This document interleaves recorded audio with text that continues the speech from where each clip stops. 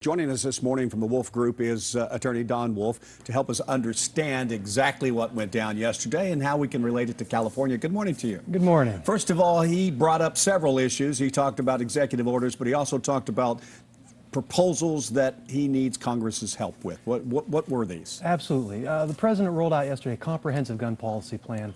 Many proposals. They covered basically four areas, four pillars. We had law enforcement, we have gun control, we have safety in schools, and we have the mental health care system. He needs Congress's help with those, right? Absolutely. He does need help with those. And the highlights from each of those areas, under law enforcement, he's looking to augment, increase the penalties for gun trafficking.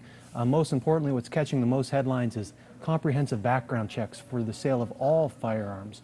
Existing under existing under federal law right now, it's just for commercial sales. But now, private individual sale to sale, they have to have a background check on those things. How does that compare with what we have here in California that's already in place? California already has a law that's as strict as that, and we've had it for a while. In California, background checks are required for all sales.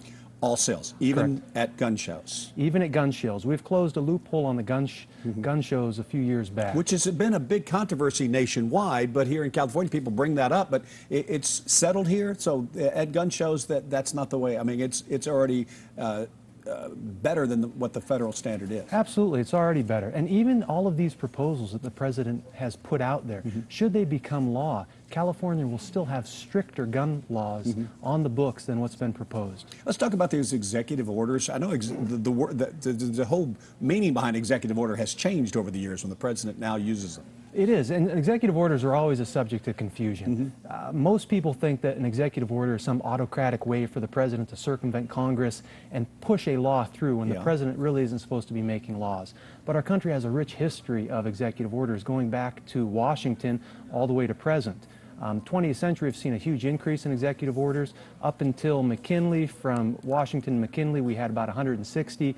Starting with Roosevelt, he had 1,007, and it continued to go up from there. But executive orders allow the president, in some areas, to really make somebody or something do or not do something. So some of those things that he suggested yesterday, that he proposed yesterday with the executive orders, can take effect almost immediately? They will. And of those ones that really stand out are a number of different things. He's increased the spending and the training for first response personnel that comes across these type of scenes, whether it's firemen, police officers, teachers, whatever it may be, increased funding for that.